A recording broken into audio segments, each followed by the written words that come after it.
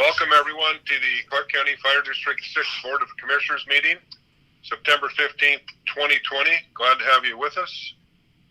We're going to call the meeting to order, and I'm going to call for any additions to the agenda. None here. None here. Okay, let's read and approve the minutes of September 1st, 2020 regular meeting.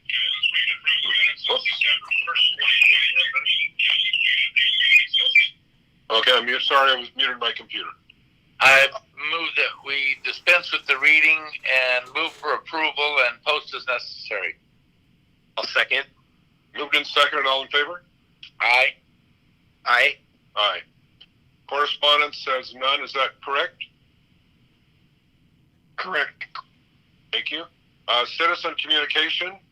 If anybody would like to communicate with the board considering Fire District 6 issues, please feel free to go to the chat session on YouTube and type your question in. If it comes in any time during the meeting, we will get to it when we can, but we will get to it. We appreciate it. So we're going to have go to committee reports, health and safety, parade and risk management, none. Triple FB, Commissioner Collins. Yes, we did have a Triple FB Zoom meeting, and it was pretty successful. Not a whole lot of stuff to report other than facilities and CRESA billing the 15-1 for radios, and I think Chief Maurer and Chief Noor are working that out. I asked about, when we are going to have a plan, and it's going to take some time before we have something meaningful to gather for, with the COVID and everything else. There was consensus between the two chiefs that we should get together before the end of the year if we have something meaningful that we can discuss. So other than that, it was pretty much business as usual. We did get the facility paid off. We did make our last payment. We don't have to make contributions because we're not expending any dollars. We thought we should keep that facility viable in case something was to happen catastrophe-wise, and we were able, if we needed to occupy it and make it useful. Chief Maurer was very instrumental in talking about making that available in case of emergency for either one of us, and that's the case. Good plan. Any questions? Hearing none, I'm going to move on to the consent agenda. Move for approval. Second. Moved in second, all in favor? Aye. Aye. Aye. Chief's report. Go right ahead, Chief.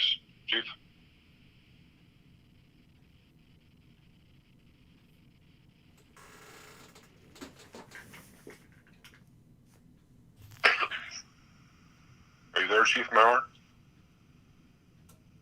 Yes, I'm here. Sorry. Okay. So the overtime report for August, again, we're tracking lower than we have in years past. That's due directly to COVID and personnel not taking time off. So this month we're tracking at just under 39,000 in overtime, most of that being BC callback and shift replacement. Okay, continue on, please. Okay, so the budget performance report, the last couple of meetings, we looked like we were expending above where we anticipated for EMS and just at where we anticipated for fire.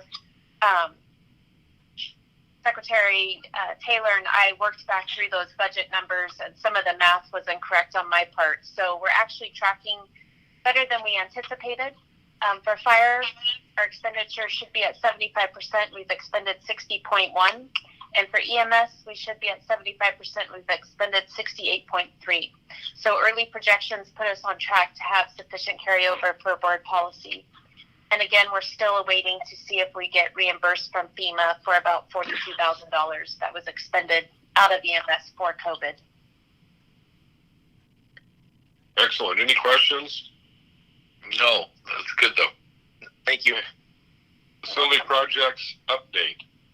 And I will turn that over to Chief Newberry. Thanks, Chief Maurer, Mr. Board Chairman. So this is the memo that I provided to Chief Maurer on the current projects that we're working on. Station 62, we're still having some issues with our lighting there. The lighting contractor and the distributor are both involved. Unfortunately, they're so slammed right now. They have not provided anybody to come out and work up a proposal and help us figure out how we're going to interface some of what we currently have with different products so that we don't have to replace everything lock, stock, and barrel. So we're just still in the middle of that. The sidewalk that runs out in front of Station 62, we contacted an additional 2 contractors. Both of them replied that they would get out to do a bid when they could, but they have no timeline for when they can do that. So that's 4 contractors that we've contacted, all of which seem to be too busy to provide a bid. The only one that's committed to giving me a bid is 2KG, and Gary's working on that. So we'll see what we end up with. It's a small job, and I know that everybody's busy right now. Station 63, landscaping out there. We are working with a landscaper, architect, and general contractor to resolve the problems that we've had out there. They met today to create a plan. I have not received a copy of that plan, and it's going to be contingent on the architect approving the plan for getting that yard in order. Signage, the building sign was approved and it's in production. It looks like we're shooting for late November on its installation. I can't remember exactly. Just got that communication today. And the monument sign is scheduled for September 23rd to be installed. It was originally supposed to be installed tomorrow, but because of the smoke, they have put off their production for a week. So we're looking at next week. Quick question. The artwork is, I'm sorry? I have a quick question before we move off of signage. We're putting a building sign up along with the monument sign. I guess my question is, what side of the building is it going to go on, and what is it going to say? So I can provide that to the chief, and she can forward that on to you. But on the 136th Street side of the building, basically above the area that's kind of a bioswale, there's going to be a big Station 63 right there, and then Clark County Fire District 6. And then on the truck bay, on the west end of the truck bay will be the address, the 1303 address. Those are all backlit and illuminated at night.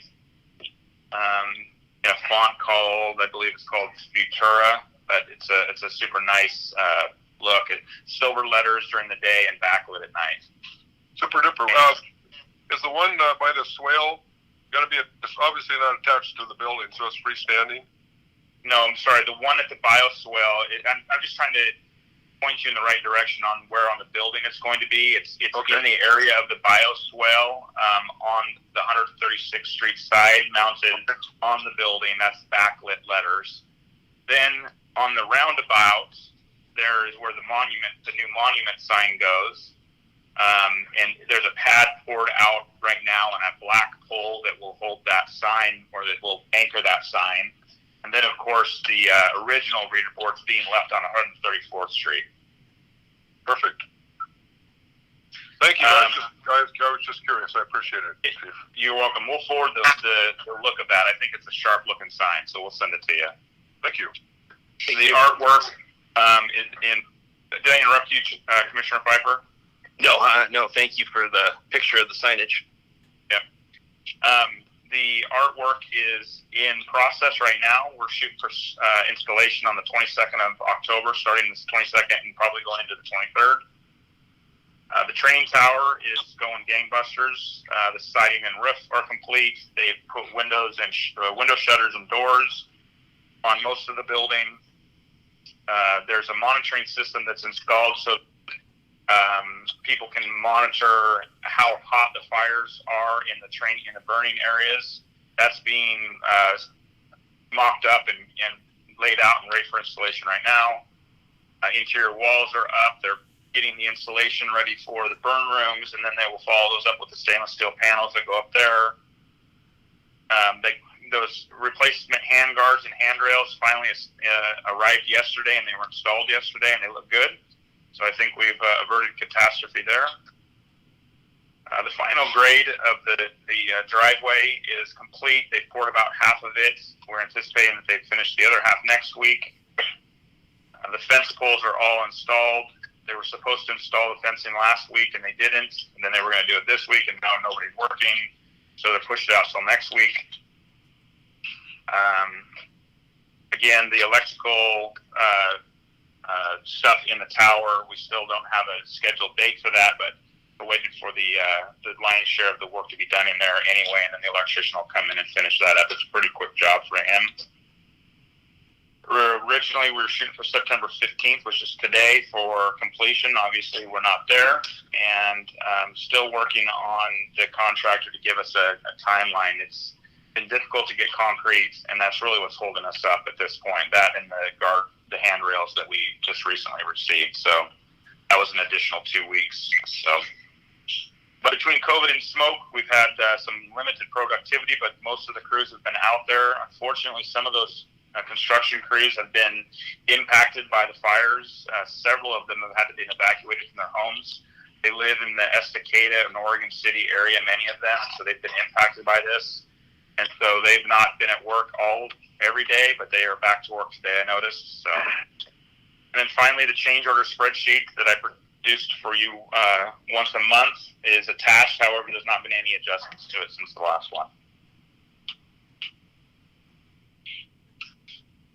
Thank you, Chief. Any questions, comments? Just for the board, I just uploaded the signage for the exterior of Station 63 into your Dropbox if you'd like to look at that.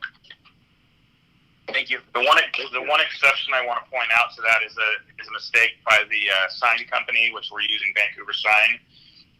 They put the 1303 in two places on the building, and it's only on the truck bay. It's not actually on the party plank. So thanks for doing that, Chief. Yes. Chief Newberry, Commissioner Collins here. Chief Newberry. Yeah. Hey, on this change order, can we back up to that removal of training concrete panels? Is the replacement of those concrete panels the same dimensions as the removal? Can you point me into where you see this? I'm looking at a change orders tracking. Okay, and Pending concrete Station removal owner, removal of training concrete slabs, and then it says concrete paving owner, conditions required, adjacent panels to be replaced. Are those two different items, or one to remove and one to replace? Can you tell me which line item and which page of the which station that's for? It's only under Station 61. I'm sorry, 61 change order. Removal of slabs and the replacement of slabs. Those two different motions, or is it the same? One to remove it, one to replace it. Okay, so yeah, I have them pending. Only because I hadn't updated the actual number, the change order number on those. So those are complete. But there were some at Station 61 many years ago. An employee had some bridge deck that was a concrete reinforced with heavy steel for some tech training. Those sat on site for a number of years, and when we did the concrete work out at 61, we had the contractor remove those and include them in his dump fees because he was already taking a bunch of concrete to the dump for us to redo that sewer work. And so the removal of those training concrete slabs at $2,800, that's the cost to remove those giant slabs that he removed for us with his Traco and his dump truck. Then the concrete paving were additional panels that we had to pour that were not in the original scope of work because, well, two reasons. One, we had to cut panels that we didn't anticipate that we were going to need.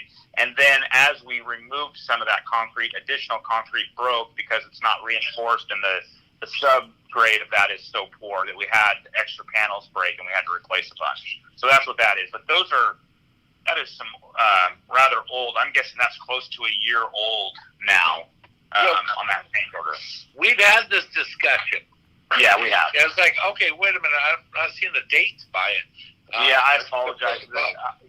I just have not updated that page because we have been so far removed from Station 61. I haven't been paying attention to that one, so I'll get that updated for you.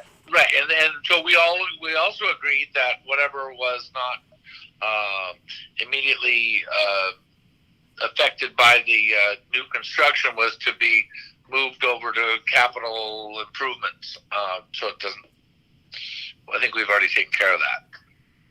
Yeah, I'm not sure how that was funded exactly. I just, when I tracked the change orders, that was included in a change order, so that's why it's on these lists. Yeah, it's so old, you're right. We talked about it last year, and then a portion of it was to go to some other fund because it wasn't a part of the new construction.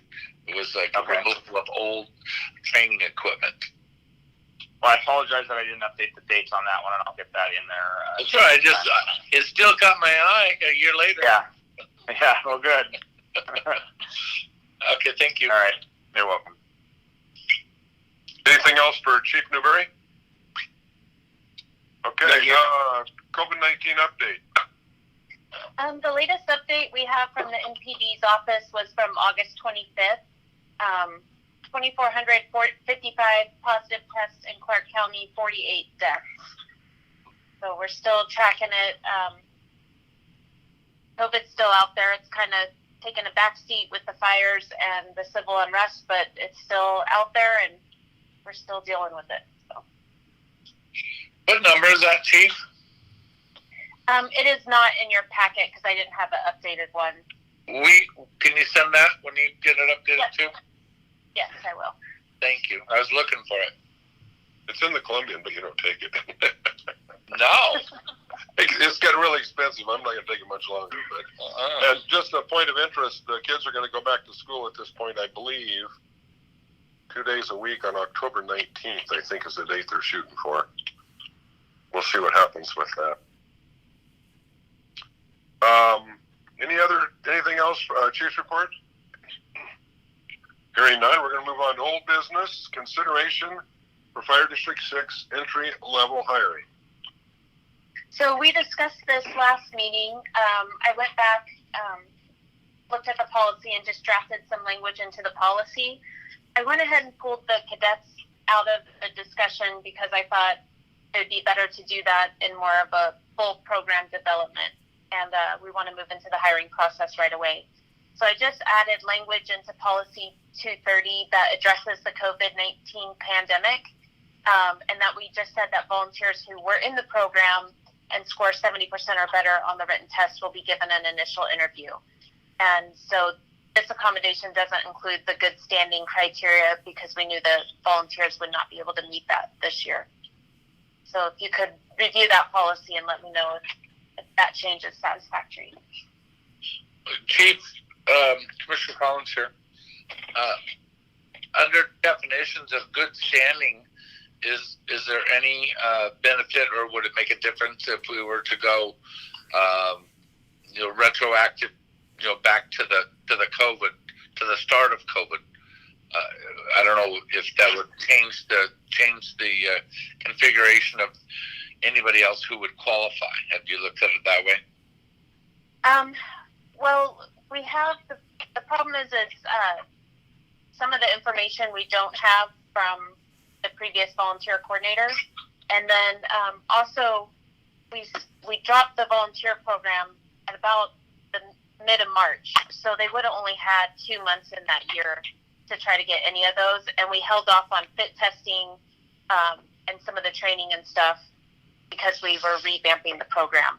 So we were kind of in a transition period, and it's really hard for them to get to attain any of those.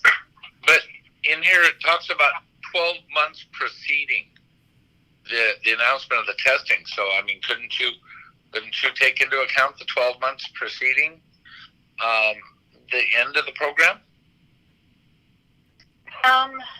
We could, but again, that would be we'd have to start from March to March. And we could look back and go that way. I think the way it is, Casey, is more than fair Any of our 19 volunteers that want to take the test and score 70%, which is really pretty low, are guaranteed an oral interview, which I think is a really big deal. Instead of having to go back and try to track everything, we're just giving a blanket for anybody that wants to take the test, which I think is more than fair. And my question is, do they obviously still get the 10%, which is above in 230.2. So not only do they get a foot in the door at 70%, because usually I don't think we go below 90. They get an initial interview, and they get 10% above their final score. So I think we're bending over backwards for them myself, Case. If that's the case, I agree, but I don't see that they get the other 10 points. I hear that we get the 75%. We're lowering the threshold, but not gaining the same 10 preferential points as the U.S. military veteran. Well, right above, under policy, it says a qualifying volunteer will receive a sum of points equal to 10% of their final score, added to publication of the eligibility list. Okay, but who's a qualified volunteer? Because definition of is in good standing. And in good standing, we're not going to go retro 12 months preceding the announcement. So nobody's going to get the 10 points is the way I'm reading it. Hopefully I'm wrong. Well, it doesn't say in good standing. It says a qualifying volunteer, and we're qualifying them if they're a volunteer, I guess. Can you help me out, Chief? What was your intention? Yeah, that's correct. So all of the volunteers that we currently have, the 19 that we currently have been over a year with the district, and this group of volunteers, for the most part, has been very active. We felt like with the transition of the program, cutting the program shorter than we anticipated, because we originally were going to go till January and we stopped it in September, that we felt like we had to make accommodations for the service that they provided to the district. So it took the original policy with that 10% of their final score. The only accommodation we really made was we understood that they couldn't fill all those good standing A through H requirements, and so we looked at them as essentially they're volunteers in good standing. If they pass the written test at 70%, they fall everything else. Okay, so this definition is going to be modified. The A through H don't have to be met. Is that right? Yes. Yep. Yeah. And this is the one-time modification that we're making for our current volunteers. Okay, so if that is the case, you're right. We are bending over backwards. I was just making sure they're getting the equal 10 points at the end of the story. I appreciate that, too, and they will, too. I think that any of them that want to take, if we approve this tonight, any of them that want to think about it are going to have to get up north somewhere and take the test awful quickly to be considered. I don't know. When are you going to start pulling or asking for apps, Chief? We're going to run a lateral process first, pending approval of an LOA with the local, and then we'll run an entry-level test. So we're hoping to have them on. This entry-level group will be a little later than January, but it takes us about 5 to 6 months to hire. Okay, so they would have a month. They'd have a month or two to take the test then. Yeah, but I can contact the 19 that we have now and let them know that it's time to get out there and get a test. Yeah, well, we have to pass this change tonight since it's a policy. So, Chris, did you have any feedback, sir? No, I don't really have any additional feedback. I read the policy kind of as you explained it, with the 10% being added to the final score, and I took it as the chief explained it as well, with the good standing volunteer prior to the COVID pandemic. So is what we're after a motion to approve this policy as it's prepared tonight?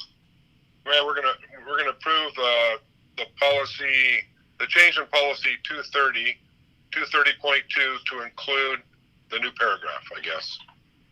Okay. As long as the secretary can get that down right. Okay. And Commissioner Collins, are you in agreement with additions to the policy? Yeah, I'm glad we had the talk around for clarification. I'm totally happy with it. Good. Okay, I'll make a motion to accept this, the revisions to the policy for the volunteer preference in the entry-level testing process. All right, second. Okay, moved and seconded. All in favor? Aye. Aye. Aye. Thank you, gentlemen. Okay, Thank you. we are gonna move on to any other old business?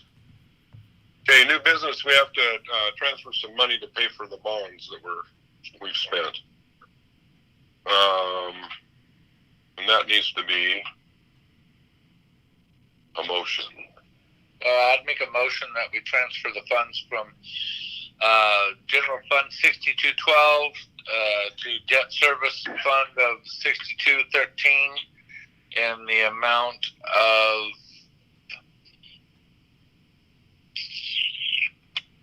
I'm on the wrong page. 546. 546 $700. $546,700. There we go. Second. Okay, moved and seconded. All in favor? Aye. Aye. Aye. Thank you. And we're going to move on to surplus.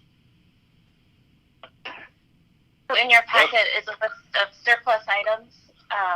They're items that we are either obsolete or we don't have a need for anymore.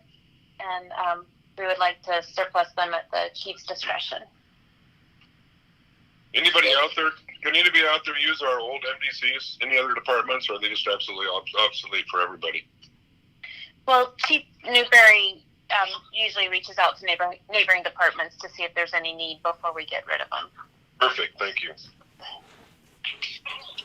Okay, we also need a motion to declare those items surplus. So moved. Second. Moved and seconded. All in favor? Aye. Aye. Aye. Thank you. And we're going to talk about the Chief Gasaway class. So for the CBA, every officer, captain to BC needs 12 hours of continuing education training. Traditionally, the district sends personnel out to that training, and we pay travel expenses, overtime, and registration fees for those personnel. With COVID, our personnel have not been able to meet that requirement.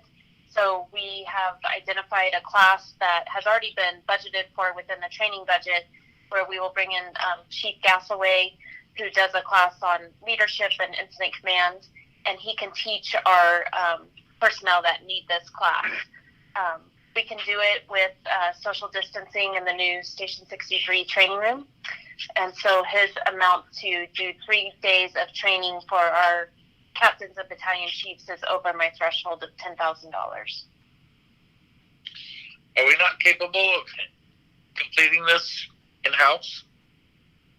So the CBA's, we're bringing a director in-house, so we're doing it in-house, but the CBA does require them to have outside training, which is not our training that we provide in-house. And that's to give our officers a more worldly view of what's happening in the fire service and build their education and training. So it's common that we send them all over the country normally to get this kind of training. And this time we're just bringing it in-house so we don't have to send them to travel with COVID. Thank you. Yeah, I looked at the curriculum for this today, and it looks like a really good program. He comes very highly recommended. Chief Schmitz worked with him before. Captain Grant has also worked with him, and he's on the national circuit teaching this class to fire departments across the country. So we're excited. Yeah. Does the training take place on 3 different days? Is that how you facilitate it? Or is it 3 days? There's 3 different topics on 3 different days. So that would give the officers the opportunity to get their complete 12 hours that they need. Okay. I guess my comment would be, even if we didn't have the smoke and COVID right now, I think it's really kind of cool to have a national speaker come in at our place to work with our people. I assume you're going to open it up to see if you might have a few extra spots you can put in even with the COVID. Well, we would have prior to COVID, but right now we have 20 of our personnel that are wanting to attend the class.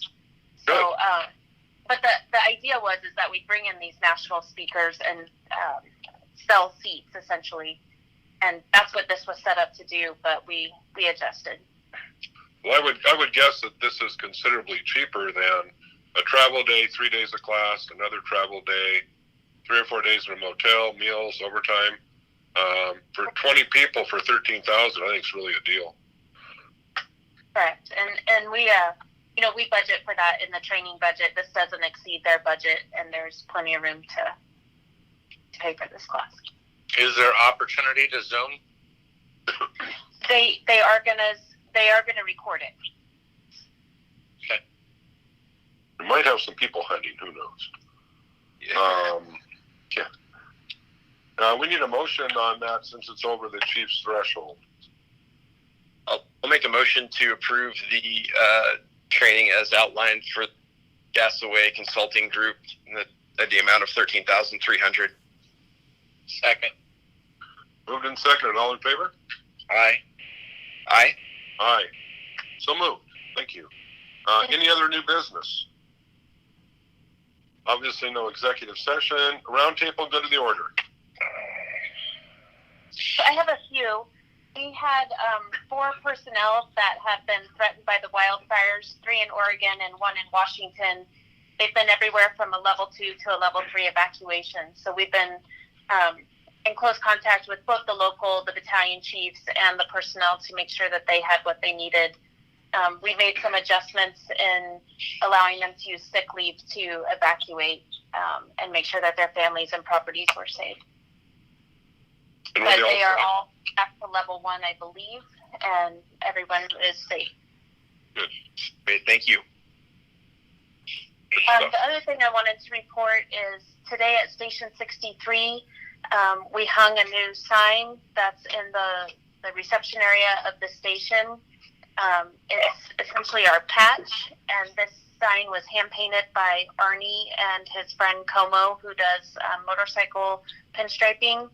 It's absolutely beautiful, and Arnie spent a lot of his time on time off doing this, and if you get the opportunity, at least peek in the windows and see it, because it's gorgeous, and I really thank him for putting that effort in and making it perfect. Oh, great. Right. Good news. Well, someday we might be able to have a commissioner meeting there. Who knows? Because I haven't been inside since it's done, so Me neither. I don't think any of us have. No. So thank Arnie for us, and Yes, I will. we appreciate that. Speaking of that, is our new maintenance person still scheduled to come on, November 1st, October something? Chief Schmidt, could you report when Andre's physical is? Yes, this The next Thursday step. on the 17th is his physical, and then pending the results of the CDL physical, if he does pass that, then he'll be going to a CDL class starting October 1st, and then coming back and starting here with Arnie on November 1st. Excellent. Good. Great.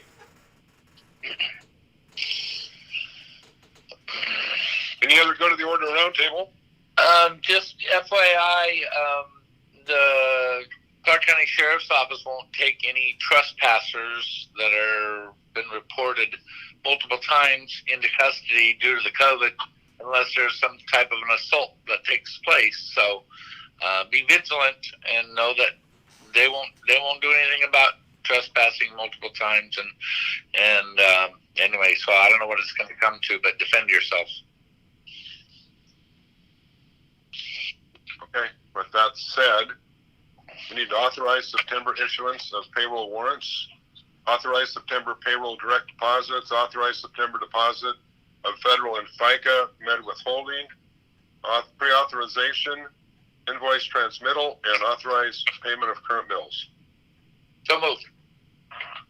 Second. Moved in second. All in favor? Aye. Aye.